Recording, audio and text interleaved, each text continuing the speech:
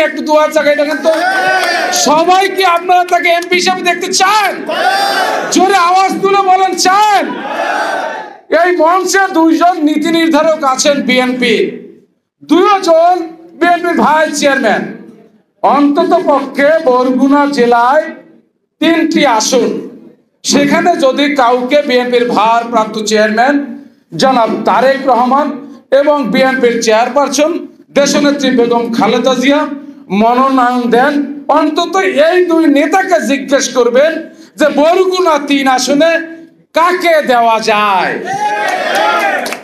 আজকের এই সম্বর্ধনায় কিন্তু জাতীয় 2 নেতৃবৃন্দ দৃষ্টি আকর্ষণ করছি, এখানে সবাই হাত জাগাইছে তৌহিদ ভাইয়ের জন্য। আমি তৌহিদ ভাইয়ের প্রশংসা করছি, কারণ আছে। আমার মিসেস ঢাকা কোর্টের একজন আইনজীবী, গত 20-21-এ তিনি ইসি মেম্বার নির্বাচন করেছিলেন, হয়েছেও, এখন এপিপি।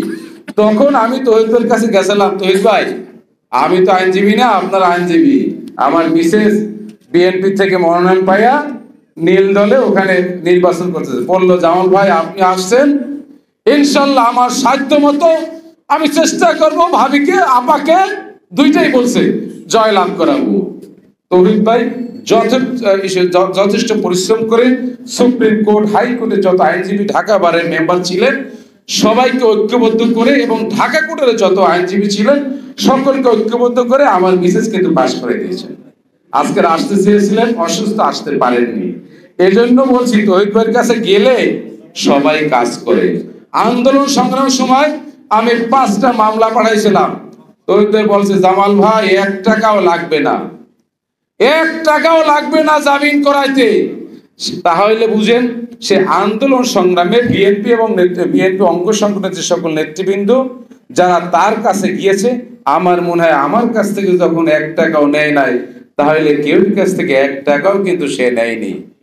সুতরাং তাকে যদি আপনারা বিএনপির ভারপ্রাপ্ত চেয়ারম্যান জনাব তারেক রহমান ধানের শীষ মার্কা দেয়, তাহলে আপনারা তাকে ভোট দিয়ে নির্বাচিত করলে আপনারা ঠকবেন না।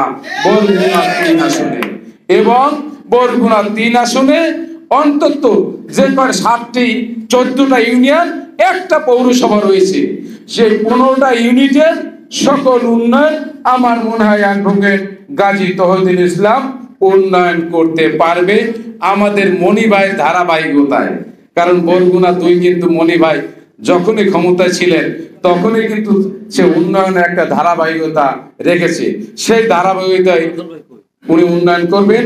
এই বলে আমি আমার সংক্ষিপ্ত বক্তব্য শেষ করলাম। শহীদ জিয়া খালেদা জিয়া জিন্দাবাদ, তারুণ্যের অহংকার তারেক রহমান জিন্দাবাদ, জিন্দাবাদ।